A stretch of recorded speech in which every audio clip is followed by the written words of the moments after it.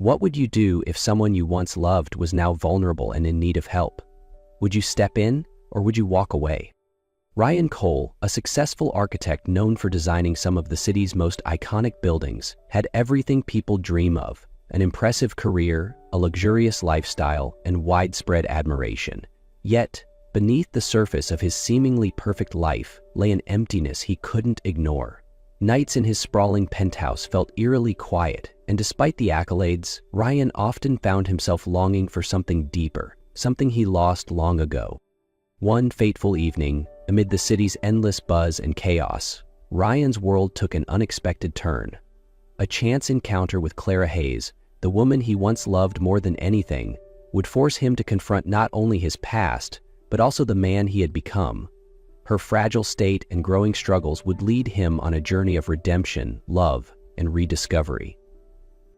At 35 years old, Ryan Cole was the epitome of a successful architect. With major projects scattered across the city, he was admired for his relentless dedication and undeniable talent. Ryan's face often graced the pages of renowned architecture magazines, accompanied by articles praising his innovative designs and visionary approach.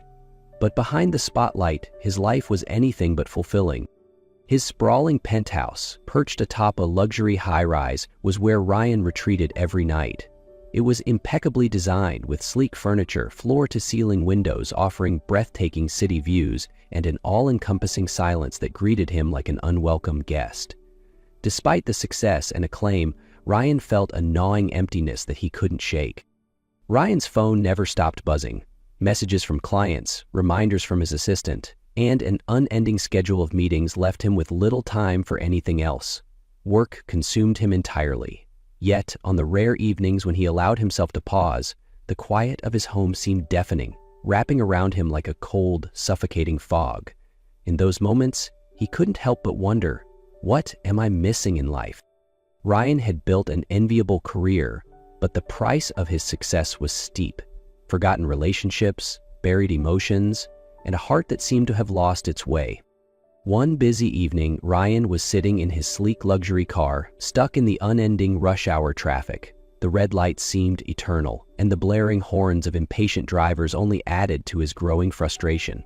His phone on the dashboard buzzed incessantly with notifications from clients and reminders from his assistant about unfinished tasks. He sighed, his gaze wandering aimlessly out the window. Across the street, a woman was struggling with several grocery bags, her arms weighed down by their load. One of the bags slipped from her grasp, spilling fruit onto the sidewalk. She bent down to pick them up, her movements slow and labored. Ryan was about to look away when she suddenly wobbled, her hand clutching her stomach as if trying to steady herself. His heart stopped. It was Clara Hayes. Her hair no longer had its usual shine, her eyes looked tired, and her figure had softened, her pregnancy unmistakable. Clara, the woman he had once loved more than anything, stood before him now, fragile and exhausted. Without hesitation, Ryan stepped out of his car and crossed the street. He reached her just as she stumbled and fell. "Clara! Can you hear me?" he called, his voice trembling with concern. Clara let out a faint groan, her eyes fluttering shut. Tinkling quickly, Ryan scooped her into his arms, her frail form trembling against his chest. As he carried her to the car, her faint breath sent a pang of fear through him. His chest tightened as he sped toward the hospital, the city lights blurring past, his mind consumed with one thought: I can't lose her. As Ryan sat in the hospital waiting room, memories of Clara flooded his mind. They came rushing back like scenes from an old movie, bringing both joy and heartache. They had met when Ryan was a young, ambitious architect with little to his name. At the time, he was working at a small firm, struggling to turn his design dreams into reality. Clara, a passionate elementary school teacher, was his biggest supporter. She would listen to his bold ideas, comfort him after every rejection, and constantly remind him, "Ryan, you're going to make it, just keep pushing a little longer." They lived in a tiny, run-down apartment with mismatched furniture from thrift stores. The kitchen often smelled of burnt food whenever Ryan attempted to cook, but they always laughed it off. Those days were challenging, but Clara's presence made Ryan feel like he could conquer anything. However, as Ryan's career began to take off, things started to shift. He spent less and less time with Clara. Romantic evenings were replaced by late-night meetings and endless business trips.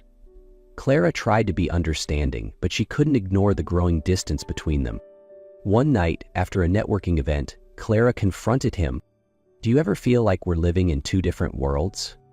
Ryan was caught off guard but brushed it off, saying, "You're a part of my world, Clara. I wouldn't be here without you."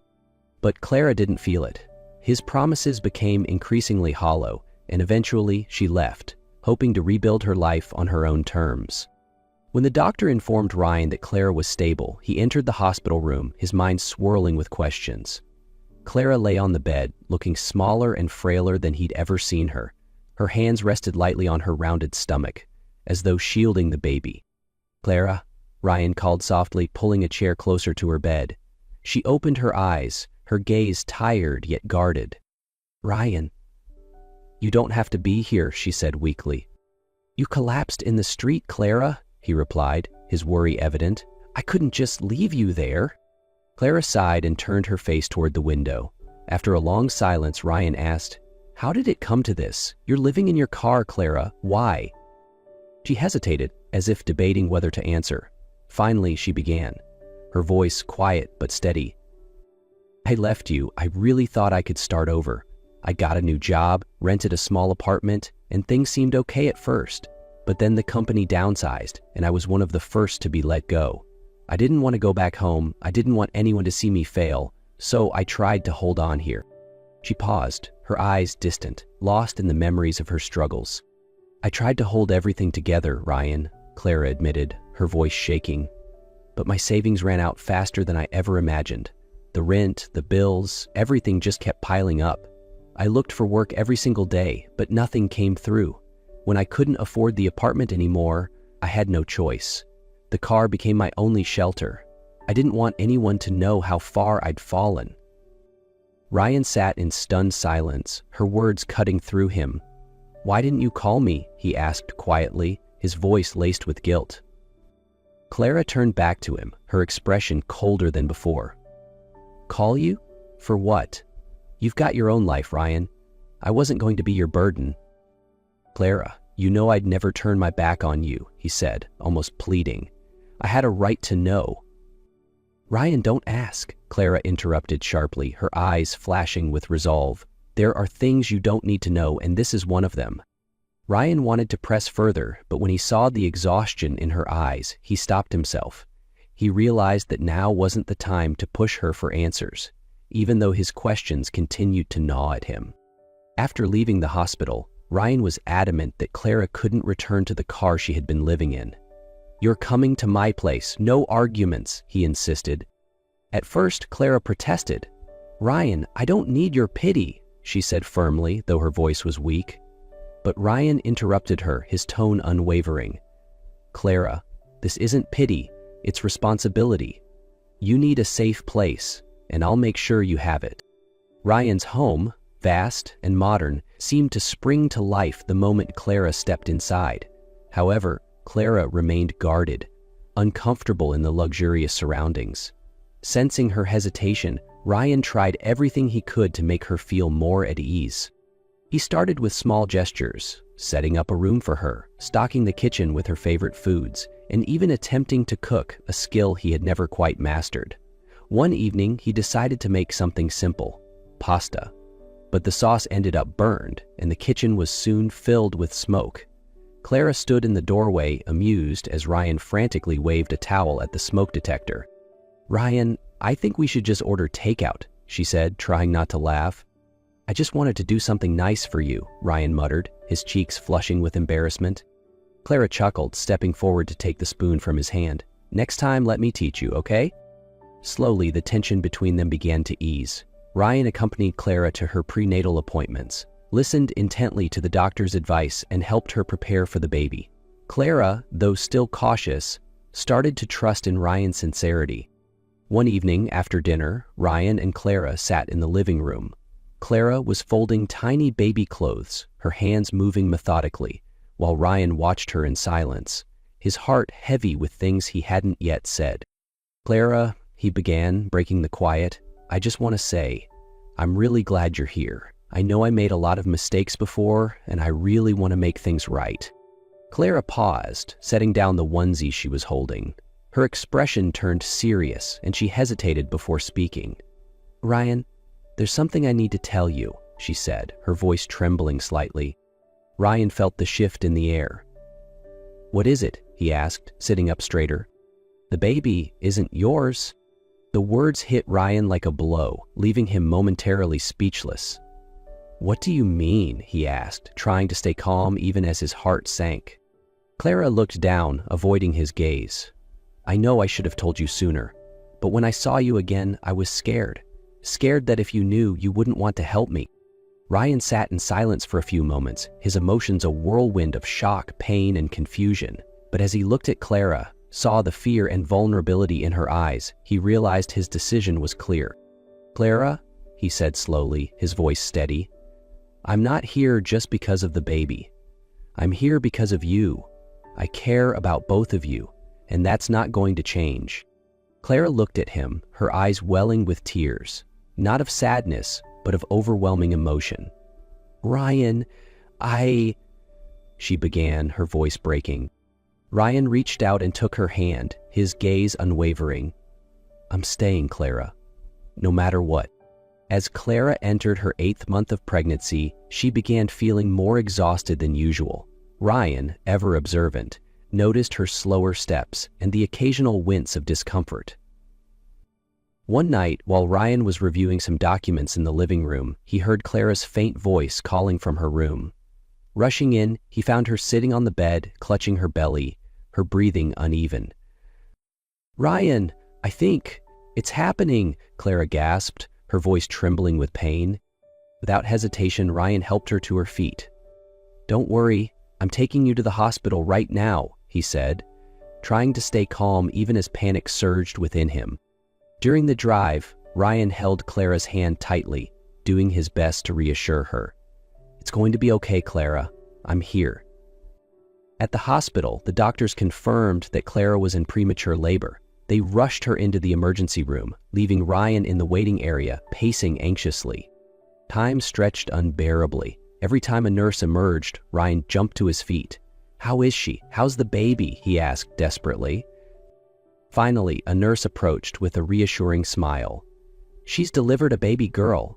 Both mother and baby are stable, but the baby will need monitoring since she was born early." Relief washed over Ryan.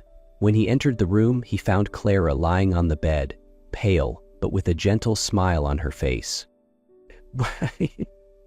"Ryan," she whispered. He walked over, taking her hand, his voice thick with emotion. "You did amazing, Clara. I'm so proud of you." That night, Ryan stayed by Clara's side. He stayed awake, adjusting her blankets, bringing her water, and standing by the incubator, watching over their tiny daughter. Though he said nothing, he silently vowed to protect them both, Clara and little Ellie, with everything he had. 2 years had passed since Clara gave birth, and their lives had changed in ways neither of them could have imagined.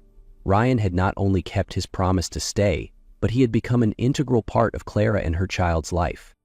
On a cool afternoon, the three of them went for a picnic at a nearby park. Clara laid out the food on a blanket under the shade of a tree, while Ryan played with little Ellie, now a lively and energetic toddler. Their laughter echoed through the peaceful surroundings, warming Clara's heart. As the sun began to set, painting the sky in shades of orange and gold, Ryan turned back to Clara. He set Ellie down on the blanket, letting her play with her little toys, and walked over to Clara, his eyes gleaming with determination. "Clara," he said, dropping to one knee. Clara froze, her eyes wide with surprise. "I don't know how to put into words just how much you and Ellie mean to me," Ryan began, his voice steady and warm. "Seeing the two of you every day has made me realize that my life only has meaning when it includes both of you." He reached into his pocket and pulled out a small box, opening it to reveal a sparkling ring. "Clara Hayes, you gave me a second chance when I didn't deserve one. You and Ellie have given my life meaning I never knew I needed. I want to spend the rest of my life showing you how much you mean to me. Clara, will you marry me?" Clara covered her mouth, tears streaming down her face. After a few moments of stunned silence, she nodded. "Yes, Ryan, I will." Ellie clapped her hands and giggled, unaware of what had just happened, making them both laugh. In that moment, Ryan knew he had found his family, and he vowed to do everything he could to keep it forever. Their wedding was a simple yet heartwarming affair, attended only by their closest loved ones. Clara wore a modest white dress, her eyes sparkling with happiness as she held Ryan's hand. Ellie, their adorable flower girl, beamed with joy as she watched her parents exchange vows. At that moment, Clara knew this was a new beginning, not just for her, but for their growing family. After the wedding, Ryan and Clara built a life filled with love and laughter. The once cold expanse of Ryan's house was now a warm and lively home, echoing with Ellie's tiny footsteps and the chatter of family dinners. Ryan often spent his evenings teaching Ellie how to draw and dream up magical houses, while Clara read bedtime stories to her, filling the room with giggles. A year into their marriage, they welcomed a new addition to their family, a healthy baby boy named Noah. This time, Ryan was there for every moment of Clara's pregnancy, from doctor's visits to sleepless nights, as Ellie grew curious about becoming a big sister. The day Noah was born, Ryan cried as he held him for the first time. Clara looked at him with a soft smile and said, "You did it, Ryan. We did it." Their lives weren't perfect, but every challenge only made their bond stronger. Ryan embraced fatherhood with open arms, whether it was Ellie's bedtime giggles or Noah's late-night cries. Every moment, big or small, became a testament to the love and family they had fought so hard to rebuild. Family outings to the park, cozy dinners filled with laughter, and moments of quiet joy became the foundation of their happiness. Ryan, Clara, Ellie, and Noah were more than just a family. They were living proof that sometimes love isn't about finding someone perfect but choosing each other every single day, no matter the obstacles.